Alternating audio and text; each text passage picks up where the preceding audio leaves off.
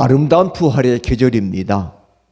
부활의 환한 빛이 우리 어두운 마음에 항상 깃들기를 축원합니다. 아멘. 기다렸다는 듯이 사회적 거리두기 해제가 되자 사람들은 거리로, 식당으로, 관광지로 그리고 해외로 이동하고 있습니다. 내일부터는 교회 내에서 휴식도 가능하다고 하니 참 잘된 일입니다. 그러나 아직도 여전히 코로나로 어둠의 시간을 보내고 있는 사람들, 누적 사망자가 2만 1,000명을 훨씬 넘고 있지 않습니까? 절망의 10년에 빠져들고 있는 사람들, 사건 사고로 가슴 아픈 눈물을 삼키고 있는 사람들, 전쟁의 참상을 겪으며 깊은 두려움에 사로잡힌 우크라이나 사람들, 난민이 되어 세상을 떠돌고 있는 모든 사람들에게 부활하셔 살아계신 예수 그리스도 우리 주님의 위로와 평강이 함께 하시기를 축원합니다. 아멘. 예수님께서 겟세마네 동산에서 체포되신 목요일부터 부활절 새벽에 이르기까지 결코 길지 않은 그 시간 동안 예수님을 믿고 따르던 사람들은 깊은 당혹감 속에서 지냈습니다. 무력감, 상실감, 두려움이 갈마들며 그들은 뭘 어떻게 해야 할지를 몰라 전전긍긍했을 겁니다. 더구나 예수님의 십자가 처형은 그들을 얼어붙게 만들었습니다. 그 당시 로마 제국은 고분고분한 사람들에게는 관대했지만 조금이라도 고개를 드는 사람들에게는 가차없는 폭력을 가했습니다. 이처럼 로마 제국은 끝없는 자기 확장을 도모합니다. 십자가는 처형당하는 사람들에게도 고통이지만 그것을 바라보는 사람들의 마음속에 공포를 심는 장치이기도 했습니다. 예수님께서는 십자가 위에서 조롱을 당하셨고 세상 사람들이 겪는 모든 고통을 몸소 다 맛보셨습니다. 병자들을 고치고 귀신을 내쫓고 소외된 사람들과 어울려 생명의 잔치를 벌이던 예수님께서 세상의 멸시와 천대를 한 몸에 받으셨던 것입니다. 성금요일 오후부터 부활절 새벽까지 무덤 속에 갇혀 있었던 것은 어쩌면 예수님이 아니라 제자들이었는지도 모릅니다. 물론 가둔 사람 없었지만 그들은 스스로 골방에 갇혀 있었습니다. 광장을 잃었기 때문입니다. 골방 바깥에서 당은 적대감이 넘치는 곳임을 느껴졌을 거예요. 오늘 본문 19절 상반절이 전하는데 다 같이 이날 곧 안식 후 첫날 저녁 때에 제자들이 유대인들을 두려워하여 모인 곳에 문들을 닫았더니 아멘. 이제는 로마인들이 아니라 같은 동족인 유대인들이 무서워서 문을 닫아 걸었더라. 사실 우리 민족도 이런 적대감이 얼마나 많았습니까? 적이 아니라 민족이 적이었어요. 공산당과 남로당원 사람들이 얼마나 무서웠습니까? 완장 차고 죽창 들고 들어오면 벌벌 떨었던 것이 우리의 근대사에 있지 않습니까? 저희 가족에도 가슴 아픈 역사가 있습니다. 우리 민족 역사의 아픔입니다. 지금도 이른바 검수완박으로 다투고 있지 않습니까? 거대 여당의 횡포라고 밖에 볼 수 없습니다. 만약 통과된다면 헌정 역사의 수치로 남을 거예요. 게다가 꼼수를 부려서 조정위원회까지 위원을 바꿨다. 참으로 가관입니다. 그때 부활의 주님께서 그들에게 나타나셨어요. 그러나 제자들은 마음과 눈과 영혼이 얼어붙어 있었기 때문에 예수님인지를 몰라본 거예요. 같은 본문을 다루고 있는 누가복음 24장 37절을 보면 이렇게 증언하는데, 다 같이 시작. 그들이 놀라고 무서워하여 그 보는 것을 영으로 생각하는지라고 증언합니다. 점잖게 말하니까 영으로 생각하는 거지만 쉽게 표현하면 유령이 아닌가 생각했다는 거예요. 실제 세번역에는 유령이라 그렇게 기록하고 있어요. 우리말로 하면 귀신이 아닌가?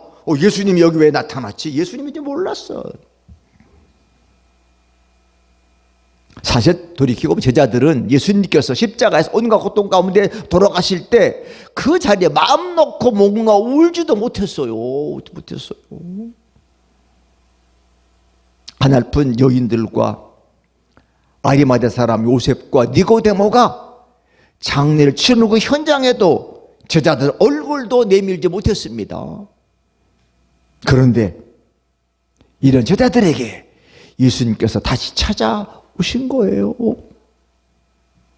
배신자인 제자들을 책망하기 위해 찾아오신 것이 아니었습니다. 꾸중하시기 위해 찾아오신 것도 아니었어요. 예수님께서 끝없는 용서를 안고 찾아오셨어요.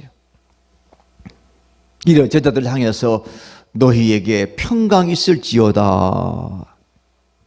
이 얼마나 제자들이 듣고 싶었던 말씀입니까? 그리고 예수님께서 제자들에게 상처난 당신의 두 손과 옆구리를 보여주셨어요. 그때서야 비로소 제자들 이분이 부활의 주님인 문제를 알고 깨닫고 기뻐했다. 여러분, 상처는 예수님을 인식하는 표와 같습니다. 그 대신 평강과 기쁨은 부활하신 예수님 제자들이 주신 두 가지 선물이에요. 선물, 평강, 평화와 기쁨, peace and joy. 평화, 기쁨, 기뻤다. 불안해서 무서워서 문 잠그고 벌벌 떨고 있는데 그들에게 평화를 주시고 그리고 기쁨을 주셨다. 예수님께서 주신 평화는 로마 제국이 주는 평화와는 전혀 차원이 다른 거지요. 로마 제국 평화는 힘과 폭력으로 내려누르는 반생명적인 평화지만 예수님께서 주시는 평화는 사랑과 돌봄과 이해와 간용에서 비롯되는 참된 평화인 줄로 믿습니다. 로마 제국의 평화는 사람들을 부자유하게 하고 주눅들게 만드는 평화지만 예수님의 평화는 사람들에게 치유를 선포하고 자유를 주고 기쁨을 누리게 하는 평강인 줄로 믿습니다. 자, 우리가 한번 제자 하나 생각해 보세요. 얼마나 민망하고 머쓱할 거예요. 예수님 버리고 다 도망갔는데 무서워 문 잠그고 벌벌 떨고 주님이 딱 오셔서 주님이 얘들아 잘 있었느냐, 너에게 평강이 있어라. 그리고 손 보여주시니까 평강이 있을지어다. 반복돼서 평강의 축복을 주셨어요.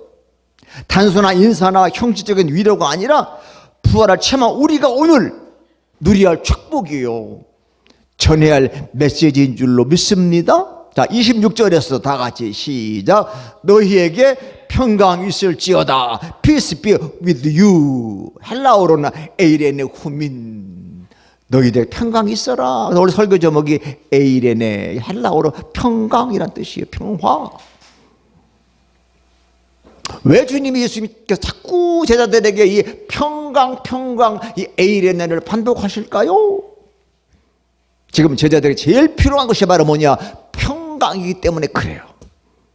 이 지구촌에도 가장 필요한 것이 뭐예요? 평강이 아니겠습니까? 편안하고 강건한 거. 불신자 가장 보고 물어보세요. 소원이 뭐이냐? 내 가족이 건강했으면 좋겠습니다. 그 소원에는 없어. 그리고 좀 내 가족이 행복했으면 좋겠습니다. 그 말이 어디에 들어있어요? 평강 속에 다 들어있는 거예요. 편안하고 강건하다. 우리 기독교에서 일부러 평화, 피스를 평강이라 그렇게 번역해. 평강. 근데 이 평강을 헬라어로 에이레네, 이 말은 영적인 충만함과 정신적인 평안과 육체의 건강 그리고 삶의 풍요로움을 포함하고 있는 말이야. 한마디로 인간의 총체적인 행복과 평강을 포함하고 있다. 총체적인 행복. 그 속에 에이레네. 내 설교 제목을 에이레네라 그렇게 제가 올리고, 우리 주보에는 에이레네 가로 속에 평강이라 이렇게 번역을 했어. 따라서 이 평강이라는 한마디에 제자들의 모든 과거가 용서된 거예요. 너희들에게 평강이 있을지어다. 우리말로 하면 안녕하세요? 그 말 속에 다 포함된 거지 뭐.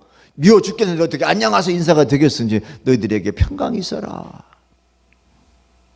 그리고 공포와 두려움은 사라졌습니다. 의심의 먹구름도 깨끗이 사라졌습니다. 우리 이 땅의 인류들에게 언제부터 인간이 평강을 잃어버렸을까? 언제부터 잃어버렸을까요? 예, 에덴 동산에서 죄를 지은 이후부터 평강이 없어진 거예요. 에덴이라는 낙원을 죄가 파괴했잖아요. 그 누구의 죄요? 인간의 죄. 아담과 하와의 죄 때문에 낙원이 파괴된 거예요. 그래서 실낙원, 낙원을 잃어버렸다 그러지 않습니까? 그로부터 하나님과 원수된 인간은 평강을 잃어버렸어. 이 땅에 평강이 없잖아요. 맨날 인류 역사는 탐욕과 끝없는 분쟁으로 이어지고 있잖아요. 서두 말씀드린 것처럼 우크라이나, 러시아가 왜 그렇게 많은 민간인들, 안타까워. 그 어린이까지 전쟁에 피해를 입게 되느냐? 모두가 다 욕심, 끝없는 다툼. 이처럼 죄는 개인의 심령의 평화를 파괴하고 사회의 평화를 파괴하는 것이에요. 예수님께서는 제자들에게 다시 한번 평강을 빌어주신 후에 21절에서 이렇게 선언하십니다. 시작. 아버지께서 나를 보내신 것과 같이 나도 너희를 보내노라. I send you. 보낸다. 옛날에 휴대전화 처음 생길 때 외국에 들어올 때 요즘같이 누르는 게 발신이 샌드예요. 샌드. 그거 누르면 전화가 가는 거야. 샌드. 보낸다. 발신 보낸다. 내가 너희를 보낸다. 이 말씀이 참 민망해. 보내기는 그냥 다 도망간 사람들인데 이제 나를 또 보내신다고? 참 우리 모습이, 제자들의 모습이 실망스럽게 짝이 없잖아요. 조금만 두려우면 도망가고, 조금만 안 되면 주저앉고, 조금만 새끼들 문제가 걸리면 교회 안 나오고, 조금만 어떻게 하면 어쩌고. 전부 다 우리 신앙이 그런데 얼마나 실망스러워. 주님이 또 우리를 붙들어 보내신대. 3년씩이나 예수님과 매일 먹고 자고 동고동락했지만 예수님 마음을 헤아리지도 못했는데 이제 그 예수님이 다시 우리를 보낸다는 거예요. 얼마나 창피하고 부끄럽고, 쥐구멍이 있으면 쥐구멍이라도 들어가고 싶은. 예수님이 얘들아 나와 함께 저 새하늘 새 땅을 열어보자 그랬는데 아직도 사단에 이끌려가지고 벗어나지 못했던 그 제자들을 주님은 내가 너희를 다시 보내겠다. 제자들은 옛날에 예루살렘에 올라가시면 누가 더 예수님 왼쪽 오른쪽에 앉을 거냐, 우리말로 누가 좌의정 우의정이 될 거냐고 싸웠잖아. 그래놓고 예수님이 십자가에 달리시니까 다 도망가버리고 말았어. 그 꿈은 다 어디 도망가고. 아마 제자들 자격시험 있다면 모두들 불합격 처분을 받을 사람들이 주님이 부르셨어. 전혀 그런 내색하지 않으시고 언제 그러자 싶을 정도로 신뢰하고 있다. 내가 너희들이 믿는다. 다시 너희를 보내겠다. 자격이 없는데도 받아들여진다는 거. 다 같이 자격이 없는데도 받아들여진다. 바로 이것이 은총의 신비입니다. 할렐루야. 이게 주님의 은혜의 신비야. 자격이 없는데 받아들여 주셔. 은혜죠. 그래서 우리가 어메이징 그리스, 주님의 은혜 놀라워. 나 같은 죄인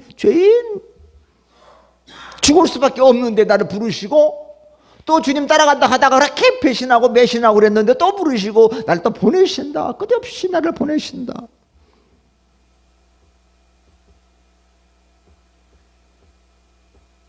그런 후에 예수님께서 숨을 내쉬며, 심호흡이랄까요?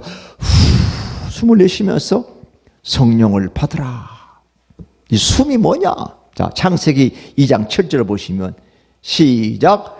여호와 하나님이 땅에 흙으로 사람을 지으시고 생기를 그 코에 불어 넣으시니 사람이 생명이 되니라. 아멘. 흙으로 사람을 만들었어. 그리고 그 코에다가 숨, 히브리 말로 루아흐라고 하는 건데 생기를 불어 넣었더니 사람이 리빙 소울, 살아있는 영혼이 됐다라는 거예요. 사람의 죽음 어디로 돌아갑니까? 생명이 떠나니까 흙으로 돌아가는 거예요. 흙으로 돌아가잖아요. 아무리 잘생긴 사람, 아무리 멋진 사람도 죽으면 영이 떠나니까 흙으로 돌아가는 거야. 그 흙에 주님이 생기, 숨을 불어넣었더니 생명이 됐더라. 그래서 우리 인간의 몸은 흙의 요소가 있고 생기 요소가 있는 거지요. 있는 거지요. 그래서 인간이 범죄하고 타락으로 말미암아 이 생기 요소, 하나님의 호흡이 떠나가 버리고 마른 거예요. 인간의 이 속에 예수님의 호흡이 떠나가 버리고 말았다. 그래서 창세기 우리 인간에게 너희가 인간이 됨이라, 육체가 됨이라. 그 육체가 바로 뭐냐? 하나님의 호흡이 떠나고 나면 육체는 흙덩이만 남게 되는 거예요. 이 고기 덩어리만 남는 거라고. 그 사람이 코마 걸려서 병원에 누워있어 뭐라 그러죠? 식물인간이라 그러잖아요. 호흡이 없어. 그냥 누워있는 거야. 누워있어. 바로 그 흙만 남은 우리 인간의 죽음과 죄의 문제를 십자가에서 주님이 해결하신 줄로 믿습니다. 해결하셨어. 그리고 사흘 만에 다시 부활하셨어. 그래서 주님 우리에게 찾아오셨어. 지난주에 부활하셔서 찾아오셔서 숨을 내쉬며 이르시되 성령을 받아라. 한번 보십시오. 숨을 내쉬며 이르시되 아니군요. 성령을 받아라. 즉 부활한 예수님께서는 육체만 남은 생기가 없는 우리에게 창조 숨결을 공급해, 창조 숨결을 다시 공급해 주는 거죠. 그래서 요한복음에 성령은 예수님의 영이에요. 그 영은 살리는 영이다. 예수님을 만난 사람은 다 살아났지요. 나사로만 살아난 것이 아니에요. 갈릴리 어부들도, 세리도, 병자들도, 귀신 들린 자도, 행실이 나쁘다고 소문이 나던 여인도 다 참 사람으로 살아났지 않습니까? 내려가서 1층에 이렇게 로비에 보시면 예쁜 꽃이 피었어. 예뻐. 우리 손자가 할아버지 저 다시 사온 거예요? 아니, 얼마 전에 꽃 폈다가 놔뒀는데 갖고 사랑했더니 어제 그냥 그렇게 예쁘게 꽃이 피었어. 이게 꽃양귀비인데 봄바람이 꽃들을 피우는 거잖아요.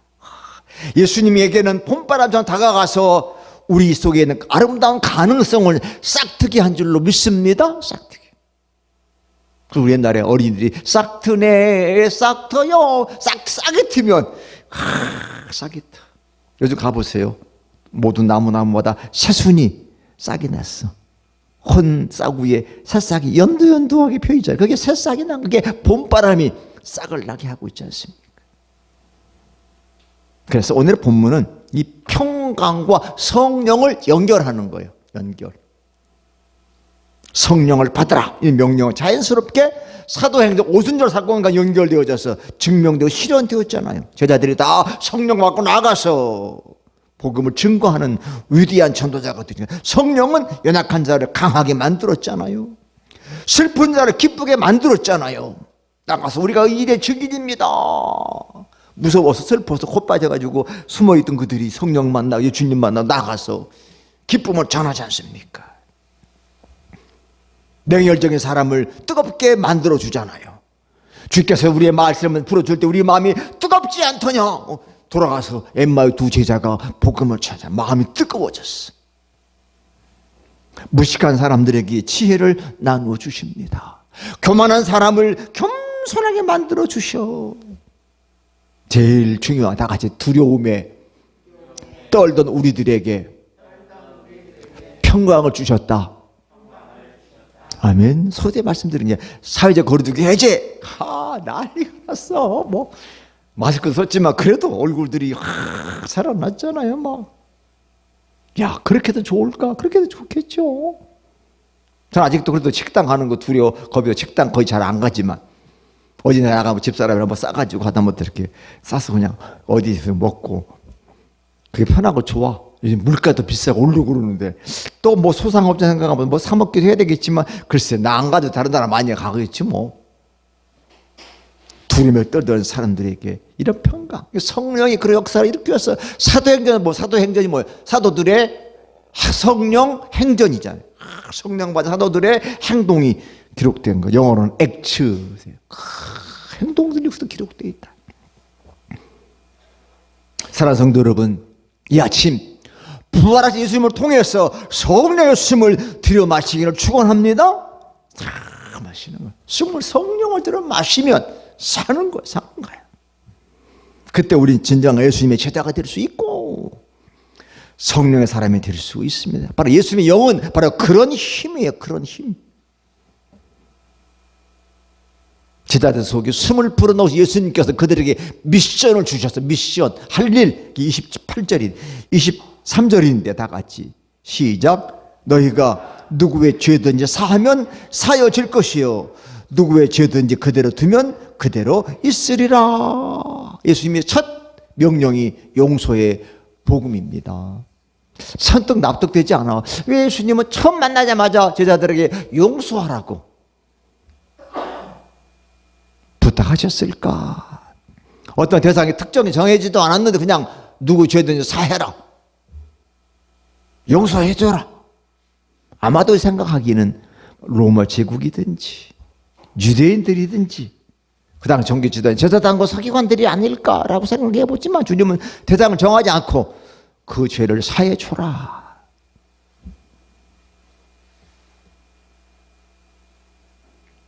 여러분, 세상을 살다 보면 진짜로 용서하기 어려운 사람도 있어 없어요? 있어요. 아유, 저 사람은 그냥 죽어도 용서 안 했으면 좋겠어 그냥.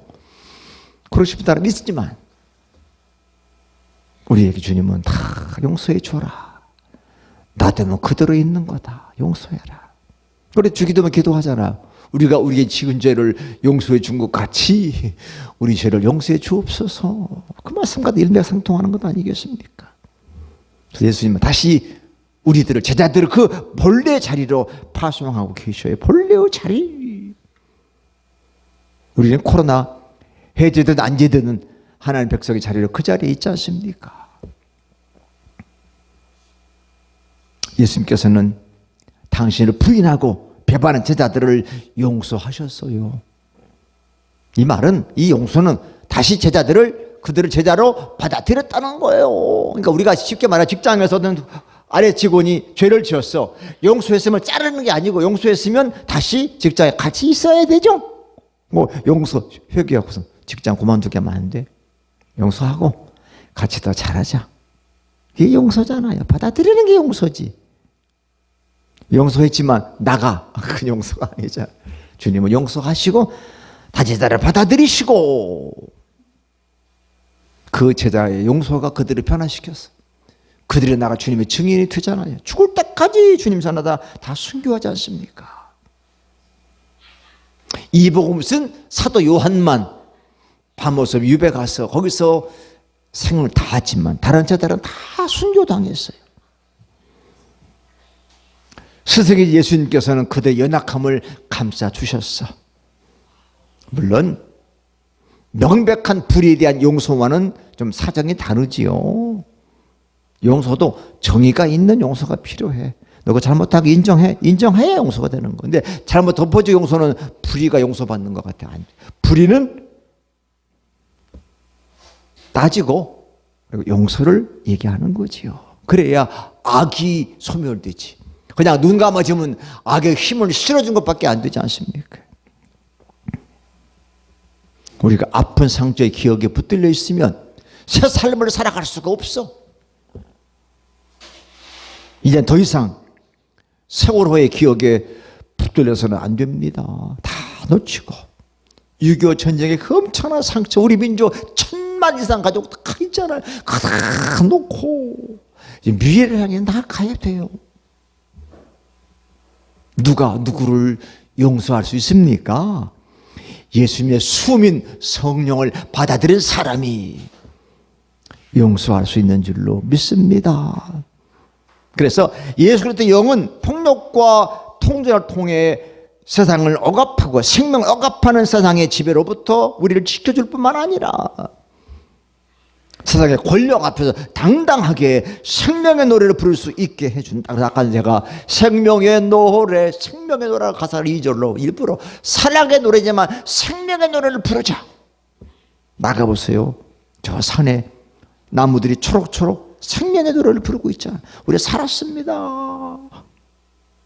제가 가끔 가까운 보라매 공원에 산책하면 어느 헌 동네 지나가면 이 낡은 동네에 그 마당에 감나무가 있어요. 다 잎이 피는데 감나무 잎을 안 폈더라고. 제가 감나무 내가 분명히 봤는데 왜 쟤네 잎이 안 펴지? 죽었나? 그 다음 주간 갔는데 아니 나 살았는데 감지잎은 좀 늦게 피더만요. 그럼 엊그저께 갔더니 막 이렇게 감지잎 펴가지고 그냥 우죠. 이야 저 감나무가 살아있구나. 생명의 노래를 부르는구나. 그래서 하나님의 자연의 섭리는 다 때가 있구나. 개나리가 먼저 피고 진달래 피고 그다음에 벚꽃 피고 감나무 잎은 나중에 피고 감나무 꽃도 피죠. 꽃도 거기에 감이 열리잖아. 때가 그러니까 생명의 노래를 부르는 실록의 모든 자연들은 다 생명의 노래를 부르는데 인간들만 생명의 노래를 못 부르고 있어. 슬픔의 노래, 절망의 노래 아닙니다. 우리 새끼 보고 살면요 1년 내내 몇 번이나 웃을 게 있습니까? 그죠? 남편 보고 웃으면 1년에 몇 번이나 웃겠어. 요즘 남편 보고 남의 편이라 그런 다음에 남의 편 몇 번이나 웃겠습니까? 세상 정치가들 보고 웃으면 1년에 몇 번이나 웃겠어. 없어요. 다 죽음의 노래 같아. 약하다고 점령하고 힘없다고 무시하고 그러잖아요. 예수님의 성령의 숨이 우리한테 들어올 때만 우리는 생명의 노래를 부른 줄로 믿습니다. 그 바람이 우리를 생명의 노래 살만 나게 하잖아요. 세상은 냉랭해도 자연 속에 들풀들 봄바람만 불면 다 새싹이 나면서 우리를 기쁘게 하지 않습니까? 그래서 예수의 제자들이 이렇게 당당해진 거예요. 당당해졌어. 사내들의 공에 붙들려가 취조를 당해도 매를 맞고 위협을 당해도 그들은 전혀 위축되지 않고 예수님을 내가 증인입니다 전도하고 다니잖아요. 그래서 사도행전 역사잖아요. 오히려 예수님의 정신의 숭고함을 몸으로 드러냈어요. 드러냈어. 야 멋있다. 그래서 그때부터 이름을 그리스도인이라 불렀어. 그리스도인. 예수님을 닮았다. 그리스도인이라. 크리스천이 뭐예요? 그리스도의 사람들이란 뜻 아닙니까? 그래서 부활의 예수님과 동행하는 사람들은 힘겨운 가운데도 노래를 부르고 춤을 추는 줄로 믿습니다. 아멘. 힘겨워. 목회자 즐겁습니까? 목회자도 힘겨워요. 힘겨워. 교인 한 명 주일날 안 나오고 몇째인지 안 나오면요 힘겨워. 왜 저럴까? 왜 그럴까? 힘겨워. 그 가운데도 노래 부르고 춤을 추는 거예요. 망가진 세상을 치유하고 가난한 세상을 이어주고 고립된 사람들을 연결시키고자 애를 쓰는 거야. 애를 쓰는 거지요. 저절로 되는 게 없으니까 애를 쓰는 거죠. 애를 쓰는 거야.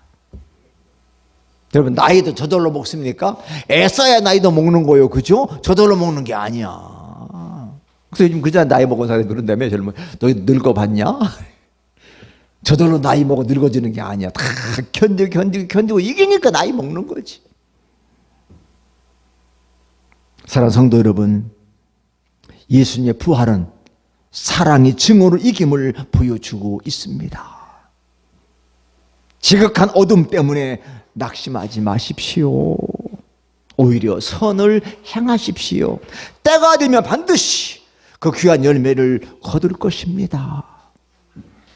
제가 지난주에 설교 속에다 롬팔 28 올렸던 어떤 다른 교회 장로님이 전화하는데 목사님 롬팔 28 평생 안 잊어버리시겠어요? 어떻게 이렇게 멋있는 말을 배웠냐고. 그래서 아니야 나도 어떤 목사님이 들은 말인데 나 평생 롬팔 28 안 잊어버리신다. 너무너무 고맙습니다. 모든 합력하여 선을 이룬다. 구십니다. 그렇다. 낙심하지 마세요. 하나님께서 반드시 합력하여 구원을 이루어주실 줄로 믿습니다. 모두 예수님의 영으로 충만해서 작은 등불 하나라도 밝혀 듭시다. 아이고 이불 작은데 뭐 아이고 이거 아니야. 밝혀 드세요. 그게 모이면 커다란 불이 되는 거예요. 예수님은 이 아침 우리를 그 생명으로 초대하고 계셔. 초대하고 계셔. 이제는 정말이지 절망의 노래, 슬픔과 이별의 노래 부르지 맙시다. 노래 그쵸? 오히려 기쁨과 감사 노래를 부릅시다. 그래서 오늘 설교 제목처럼 에이레네 샬롬, 평안이라뇨. 기쁘다, 즐겁다. 전쟁과 부전을 회책하는 비열한 사람들에 맞서서 끝끝내 하늘의 평강과 이 땅의 평화를 추구하고 인간의 탐욕으로 말미암아 망가진 창조 세계를 회복시키기 위해서 노력할 때 우리는 비로소 다 같이 하나님의 백성, 그런데 이름값을 하는 거예요. 아멘? 이름값을 해야 될 거 아니에요. 이름값. 하나님의 사람이라는 구실을 하며 살아야 될 거 아니에요. 우리 옛날에 너 아들이 큰아들이 그래도 구실 해야지. 구실. 이름값을 해야지. 하나님의 사람들인데 목사나 집사님이나 장로님 다 누구요? 다 하나님의 사람들이야. 교회니까 뭐 구분이 있지. 하나님께 구분이 없어. 다 하나님의 사람이면 된 거야. 내 새끼면 되는 거지. 뭐 큰아들 막내아들이 뭐 차이가 있어. 그죠? 다 내 새끼인데. 열 손가락 깨물어 안 아픈 손가락이 없는데 무슨 하나님의 사람 구실을 해야 될 거 아니야. 그래서 저는 이 설교 제목 이거 쓰면서 너무너무 은혜가 됐어. 다 같이 우리가 부르는 노래가 우리의 운명이 돼. 그죠? 슬픈 노래 부르면 운명이 슬퍼. 무엇의 노래를 불러야 돼? 기쁨의 노래 부르면 우리 인생이 기쁨으로 바뀌어. 우리가 부르는 찬양이 우리의 신앙이 됩니다. 아멘? 아까 내가 설교 전에 이 찬양 내가 밤새도록 부르고 싶다. 내 영혼 언제나 하나님만 바라며 하나님을 영원히 사랑하겠다. 이게 내 노래야. 이게 내 신앙이야. 우리가 부르는 노래가 신앙이 되는 거예요. 신앙이. 저는 맨날 저는 맨날 돈이 노래야. 그 사람은 신앙이 돈이야. 그죠? 맨날 저러면 눈만 입 뜨면 새끼가 신이야. 안 돼. 그럼 그거 떨어지면 절망하는 거예요. 그죠? 돈 바라봐 돈 떨어지면 절망하고 죽어버리잖아요. 근데 하나님을 바라면 영원하시니까 자격이 없어도 실패해도 찾아오셔서 에이레네 하시니까 또 내가 너희를 보낸다. 그러니까 우리가 지금도 당당하게 부족하지만 못났지만 실패했지만 주님을 바라보면서 주님이 내 신앙입니다. 내 모든 것입니다. 부활의 에이레나가 새빛이 되어 우리 평생 앞길을 훤히 비춰주길 축원합니다. 아멘. 기도합시다. 하나님, 이 땅은 따져보면 슬픔과 이별과 절망이 가득한 곳이지만 그리스도의 영이 우리에게 숨으로 훅 하고 들어올 때 우리는 따뜻한 봄바람처럼 생명의 노래, 사랑의 노래를 부른 줄로 믿습니다. 주님이 찾아오셔서 너희에게 평강이 있을지어다 에이레네 후민하시면서 우리를 다시금 신앙의 노래로 생명의 노래로 사랑의 노래 부르게 하시니 감사할 뿐입니다. 더 우리에게 이 에이레네 빛이 충만해서 만나는 사람들마다 기쁨을 전하고 생명을 전하고 사랑을 전하겠나이다. 내가 켠 등불이 작지만 이 등불 꼭 켜들고 슬기로운 다도 처녀같이 주님의 재림을 기다리겠나이다. 끝까지 기다릴 때 착하고 충성된 종아, 내가 작은 일에 충성했으니 내게 큰 것으로 갚아주리라는 주님의 축복을 받아 누리는 우리 모두로 축복해 주실 줄로 믿습니다. 감사하옵고 예수님 귀하신 이름으로 간절히 기도합니다. 아멘.